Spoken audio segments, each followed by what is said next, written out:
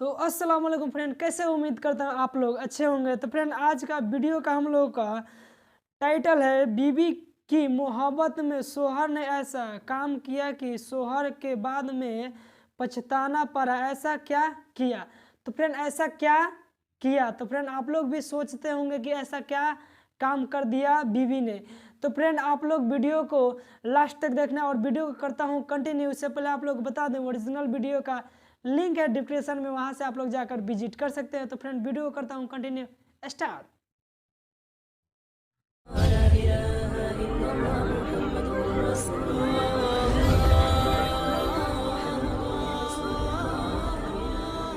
प्यारे दोस्तों, पुराने ज़माने में एक शख्स रहता था जो बहुत ही ज़्यादा गरीब था। उसके पास दुनियावी नेमतें नहीं थी, ना औलाद थी और ना ही वो ज़िंदगी को सुकून से जी पा रहा था।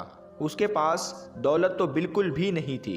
वो दुआ करता रहता था कि किसी तरह से मेरी हर तमन्ना पूरी हो जाए। एक बार उसने कहीं से सुना कि अगर अल्लाह के नबी हज़रत खिज़र अलैहिस्सलाम को पुकारा जाए और उनके ज़रिए से दुआएं कराई जाए तो वो दुआ ज़रूर कबूल होती है।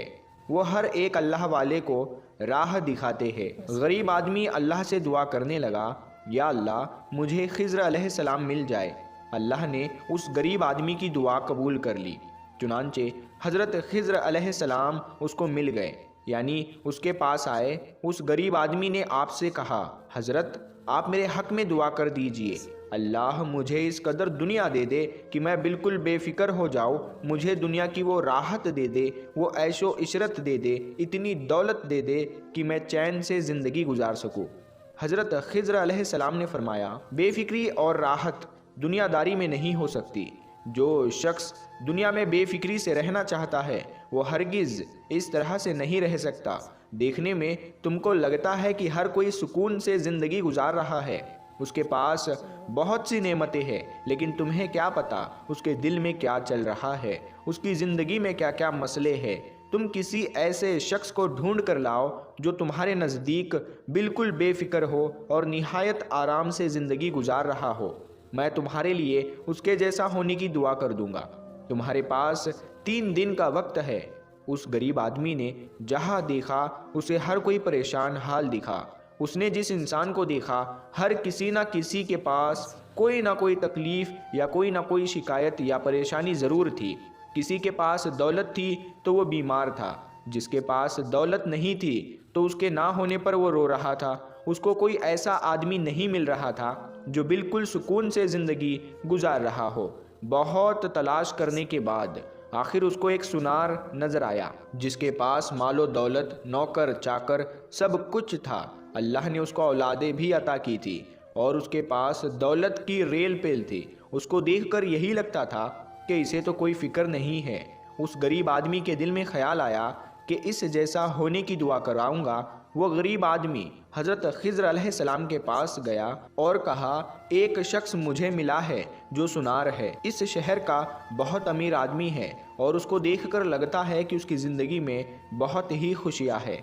अल्लाह ने उसे औलाद भी दी है और नौकर चाकर आगे पीछे फिरते रहते हैं और उसकी बीवी भी उसके साथ है। उसको देखकर मैं बहुत ही ज़्यादा मुतासिर हुआ हूँ और मुझे उस जैसी ज़िंदगी चाहिए। हज़रत खिज़र अलैहिस्सलाम उसको समझाने लगे कि जो हालात देखकर तुम आए हो वो पूरी सच्चाई नहीं है। पहले अंदर के मामलात देख लो, फिर हमसे दुआ करवाना। उसने कहा, बेहतर है आप जो कहेंगे मैं वही करूँगा। चुनांचे वो गरीब आदमी दोबारा सुनार के पास गया और अपना पूरा माजरा उसे सुना दिया कि तुम्हें देखकर मैं बहुत ही ज़्यादा खुश हुआ हूँ, और कहने लगा, मैं खिज़र अलैहिस्सलाम से तुम्हारे जैसा होने की दुआ कराऊंगा। वो सुनार कहने लगा, अल्लाह ने मुझे सब कुछ दिया है, जो कुछ दिख रहा है सब कुछ मेरे पास है। क्या तुम मुझे देखकर वाकई बहुत मुतासिर हुए हो? तो वो आदमी कहने लगा, हाँ, मैं तुम्हें देखकर इतना मुतासिर हुआ हूँ कि बस तुम्हारे हवाले से दुआ कराना चाहता हूँ। तो वो शख्स कहने लगा, जिस ज़िंदगी में मैं घिरा हुआ हूँ ये ज़िंदगी अल्लाह किसी को भी नसीब ना करे। उसने कहा, वाकई क्या परेशानी है? तो वो सुनार कहने लगा, हाँ, मैं इतना ज़्यादा परेशान हूँ, शायद ये परेशानी किसी गरीब तक के पास नहीं होगी। सुनार ने कहा, मेरा दर्दनाक वाक़िया सुनो। एक मर्तबा मेरी बीवी सख्त बीमार हो गई। बीमारी की वजह से चलने फिरने से कासिर हो गई। मैं उससे बहुत ज़्यादा मोहब्बत करता था। वो चलने फिरने के कासिर हो गई, यानी बिस्तर से जा लगी, और उसका आखिरी वक्त जब करीब आ गया तो मैं उसको मरते हुए देखकर रोने लगा। मुझे इस तरह रोता देख उसने कहा, तुम गम क्यों करते हो, रोते क्यों हो? मैं मर जाऊंगी तो तुम दूसरी शादी कर लेना। मैंने कहा, नहीं, मैं हरगिज़ दूसरा निकाह नहीं करूँगा। तो वो औरत कहने लगी, सब यही कहते हैं और आदमी बस बीवी के मरने का इंतजार करते हैं। कुछ मर्द तो ऐसे होते हैं कि बीवी को मरे हुए ज़्यादा दिन भी नहीं गुजरते हैं और मर्द दूसरी शादी कर लेते हैं। बीवी की मौत तो कोहनी की चोट की तरह होती है, जो एक झटके से ज़रूर लगती है कि वो इंसान को ऐसा लगता है कि इसकी दुनिया बर्बाद हो गई, वो अब जी नहीं सकेगा। लेकिन पहली बीवी की मौत को ज़्यादा अरसा नहीं गुजरता, जख्म भरने वाली दूसरी बीवी आ जाती है। तो वो सुनार अपनी बीवी से कहने लगा, हरगिज़ नहीं, मैं ऐसा नहीं करूँगा। मैं तुमसे बहुत ज़्यादा मोहब्बत करता हूँ। तुम्हारी मोहब्बत में मैं दूसरी शादी नहीं करूँगा। और अगर तुम्हें लगता है कि जिस मर्दानगी की वजह से आदमी शादी करता है, तो लो तुम्हारे सामने उस मर्दानगी को भी मैं ख़त्म कर देता हूँ। उसके बाद मैंने उसके सामने अपने मर्द होने को ख़त्म कर लिया। अब आप अल्लाह की कुदरत का फ़ैसला देखिए। इधर मैंने अपनी मर्दानगी ख़त्म कर दी, उधर मेरी बीवी की बीमारी जाती रही और मेरी बीवी ठीक हो गई। अब मैं बिल्कुल बेकार हो चुका हूँ। मेरी बीवी ने कहा, ये तो तुमने गलत किया। तुमने मेरी खातिर अपनी मर्दानगी को ख़त्म किया, अपने आप को नुकसान पहुंचाया, अल्लाह की दी हुई नेमत को ठुकराया। अब तुम मेरे लिए ऐसे हो जैसे बेकार दरख्त जिसमें कोई फल नहीं। अब मुझे बताओ कि मैं अपने आप को सुकून किससे पहुंचाऊंगी? मेरे लिए मेरा शोहर तो बिल्कुल अपाहिज हो गया है। तुमने जानबूझकर नेमत खुदावंदी को ठुकराया है। इतना बताकर वो सुनार ज़ोर ज़ोर से रोने लगा और कहने लगा, ऐ मेरे भाई, तुम यकीन नहीं करोगे, जिस औरत की मोहब्बत में मैंने अपनी मर्दानगी को ख़त्म किया, उसने मेरे सामने मेरे नौकरों, मेरे ग़ुलामों, मेरे खादिमों से नाजायज़ रिश्ते बनाए। इस वक्त जितनी भी औलादें तुम्हें दिख रही है, ये सब उन्हीं नौकरों की औलादें हैं, मेरी औलादें नहीं हैं। और अफसोस, मैं किसी के सामने ये बातें जाकर कह भी नहीं सकता कि ये सब औलादें मेरे नौकरों की है, मेरी नहीं है। मैं अपनी आंखों के सामने उसकी हरकतों को देखता रहता हूँ, लेकिन अपनी बदनामी की वजह से कुछ कह नहीं सकता। लोग कहेंगे ये तो नामर्द हो गया है और बीवी के काबिल ना रहा, तो मजबूरन इसकी बीवी ने नौकरों से रिश्ता रखा। लेकिन वो जानते ही नहीं मैंने जो कुछ भी किया है अपनी बीवी की मोहब्बत में किया है, और वही बीवी मेरे सामने नौकरों से नाजायज़ रिश्ता रखती है।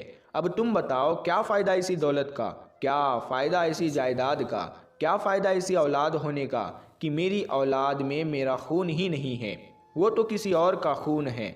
अफसोस है जो ज़िंदगी में गुजार रहा हूँ, इस ज़िंदगी की दुआ मैं किसी को नहीं दे सकता। वो गरीब आदमी जो हालात का मारा हुआ था, जिसने हज़रत खिज़र अलैहिस्सलाम को अपने सामने बुलाया था कि आप मेरे हक़ में दुआ करें, वो गरीब आदमी दौड़ता हुआ हज़रत खिज़र अलैहिस्सलाम के पास गया और उसने शर्मसार होकर आपसे कहा, मुझे माफ़ कर दीजिए, आपने सच कहा था। बज़ाहिर उसके पास सब कुछ है, दुनिया की दौलत है, दुनिया का दौलतमंद इंसान है, अपने शहर का अमीर कहलाता है, लेकिन उसके पास वो ताकत ही नहीं है जिससे एक मर्द मर्द बनता है। वो तो घुट घुट कर जी रहा है। मुझे उसकी ज़िंदगी नहीं चाहिए। मैंने जहाँ देखा आँख उठाकर हर कोई परेशानी में मुब्तला है। ऐ हज़रत खिज़र अलैहिस्सलाम, आप मेरे हक़ में अल्लाह से दुआ कीजिए कि अल्लाह पाक मुझे अपनी मोहब्बत और कामिल दीन अता फ़रमाए। आप अलैहिस्सलाम ने फ़रमाया, ये बिल्कुल सही दुआ है, ये बिल्कुल हक़ बात तुमने की है।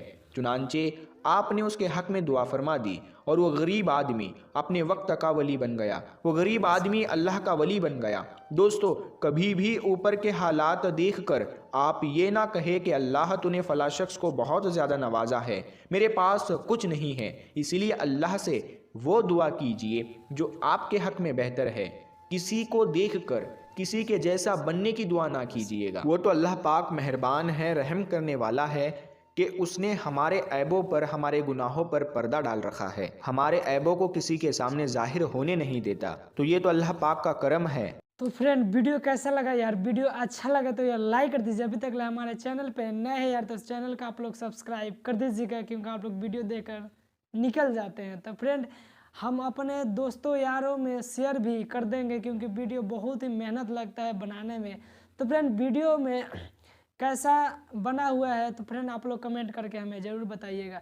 तो फ्रेंड मिलता हूँ नेक्स्ट वीडियो में।